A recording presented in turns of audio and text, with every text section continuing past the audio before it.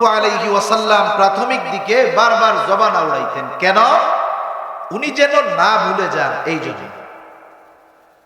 আল্লাহ রাব্বুল আলামিন বলেন, লা তুহাররিক লিসানাকা লিতাআজালা বিহি ইন্না আলাইনা জামআহু ওয়া কুরআনা। আপনি টেনশন করবেন না, চিন্তা করবেন না, বারবার আপনার এই জিহ্বাকে আপনি নড়াচড়া করবেন না, আপনি পেরেশানি হবেন না।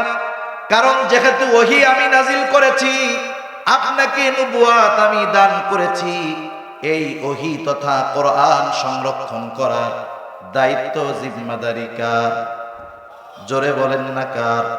আল্লাহ তাআলা বলেন, ইন্না নাহনু নাযালনা যিকরা ওয়া ইন্না লাহু লাহাফিযুন। আমি এটা নাজিল করেছি, এটা হেফাজতের দায়িত্ব আমার। সেজন্য আপনি বারবার জবানকে নাড়াবেন না। লা তুহাররিক লিসানাকা লিতাআজালা বিহি ইন্না আলাইনা জামআহু ওয়া কুরআনা। এটা আমার দায়িত্ব, এটাকে সংরক্ষণ করা, এটার শব্দ, এটার ব্যাখ্যা, এর সব কিছু সংরক্ষণ করার দায়িত্ব আমার। কেন? আমি আপনাকে নবুয়াত দিয়েছি, আমি আপনার কাছে ওহী পাঠিয়েছি, সুতরাং আপনার এই নবুয়াতি দায়িত্ব পালনে সাহায্য করার জিম্মাদারি আমি আল্লাহ সুবহানাহু। এই জন্য হযরত লোকমান নবুয়াতের মতো জিম্মাদারি গুরুত্বপূর্ণ বিষয়ের দায়িত্ব নেওয়ার সুযোগ থাকার পরেও হযরত লোকমান নবুয়াতের মতো দায়িত্ব গ্রহণ করেন, হিকমত গ্রহণ করেছেন। হিকমত কাকে বলা হয়? মুফাসসিরিনে কেরাম বলেন, হিকমত হলো দ্বীনের বুঝ, স্বপ্নের তা'বীর, সত্য মিথ্যা পার্থক্য করার যোগ্যতা সহ আরো কিছু গুণের সমষ্টিকে বলা হয় হিকমত। হযরত লোকমান হাকিম হিকমতওয়ালা ছিলেন, এই জন্য ওনার কথা ও কাজের মধ্যে হিকমত পাওয়া যাইত, জ্ঞান অর্জন হতো। হযরত লোকমান জীবনের শুরুতে এক লোকের ছাগল চড়াইতেন, রাখাল ছিলেন, রাখাল। একদিন ছাগলের মালিক এসে বলে, লোকমান, তুমি একটা ছাগল জবাই করবা আর ছাগলের সবচাইতে উৎকৃষ্ট অংশ আমার সামনে হাজির করবা। হযরত লোকমান একটা ছাগল জবাই করলেন। ছাগলটা জবাই করবার পর এইবার ছাগলের হৃৎপিণ্ড আর জিহ্বা, এই দুইটা অংশ নিয়ে মালিকের সামনে হাজির। মালিককে বলতেছে, মালিক, এটা হলো সর্বোৎকৃষ্ট অংশ। হযরত লোকমানকে আবার মালিক নির্দেশ দিলেন, লোকমান, আর একটা ছাগল জবাই করবা এবং ছাগলের সবচাইতে নিকৃষ্ট অংশ আমার সামনে হাজির করবা। হযরত লোকমান আর একটা ছাগল জবাই করলেন, আবারও জবাই করে হৃৎপিণ্ড আর জিহ্বা, এই দুই অংশ নিয়ে মালিকের সামনে হাজির। মালিক বলতেছে, লোকমান, তুমি কি আমার সাথে মজা করো? তোমাকে উৎকৃষ্ট অংশ আনতে বললাম, এই দুইটা আনছো, নিকৃষ্ট অংশ আনতে বললাম, এই দুইটা আনছো। হযরত লোকমান এবার বললেন, মালিক, কারো যদি এই দুইটা জিনিস ভালো হয়ে যায়, তথা অন্তর আর জবান ভালো হয়ে যায়, তার সব কিছু ভালো হয়ে যায়।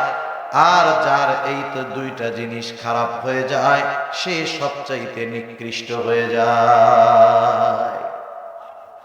সেই জন্য হযরত লোকমানের কথা আর কাজের মধ্যে হিকমত পাওয়া যায়। হিকমত এটা বড় এক নিয়ামত। আমরা অনেক সময় মনে করি টাকা পয়সাই মনে হয় শুধু নিয়ামত, তা না। সুস্থতা, সম্মান, ইজ্জত, এগুলাও নিয়ামত। জ্ঞান এটা আরো বড় এক নিয়ামত। ইলম এটা বড় এক নিয়ামত। হযরত লোকমানকে এই রকম জ্ঞান আল্লাহ তাআলা দান করেছেন, এটা কি নিয়ামত নয়? বলেন তো, নিয়ামত পাওয়ার পরে কি করতে হয়? নিয়ামতের শুকরিয়া আদায় করতে হয়। হযরত লোকমান শুকরগুজার এক বান্দা ছিলেন।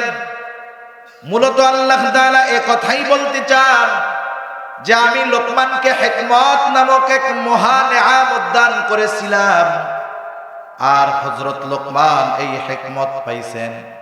কেন দিয়েছি? আনিশকুরু লিল্লাহ, যাতে করে সে আল্লাহ তাআলার কৃতজ্ঞতা প্রকাশ করে, তথা সে যেন শুকরগুজার বান্দা হয়। এই জন্য আমি আল্লাহ হযরত লোকমানকে হিকমতের মতো নিয়ামত আমি আল্লাহ দান করেছি। এত দূর থেকে, এই শুনে, আওয়াজ হলো দূর থেকে না টানলে কষ্ট হয়, আপনি বুঝেন না। আপনার তাহলে এটার সমস্যা নাহলে সেটের সমস্যা কোথায়? এগুলো পিছিয়ে দিন, এগুলোর সাথে কোনো কানেক্টিভিটি নাই আপনার, আপনি বুঝেন নাই কিছু। আমি যদি মাইক্রোফোনের সাথে মুখ মিশায় কথা বলি, আমার রাত্রে গলাটা এরকম ফুলে যাবে, এটা আপনারা হয়তো বুঝবেন না। বুঝছেন এটা যে কি অবস্থা হয়, বুক ব্যথা হয়ে যায়। কথা তো আমি বলবো মিনিমাম 1 বিঘত দূর থেকে সুন্দরভাবে টানবে, কিন্তু আওয়াজ কেন কেন করে। এই কোনায়, 2 কোনায় মাইক দিয়েছেন, আওয়াজ কই? কই আওয়াজ কই? এরকে আওয়াজ বলে? এত সুন্দর আয়োজন করছে লোকরা, এরা কি মাইক বুঝে? আপনারা এরকম করেন কেন?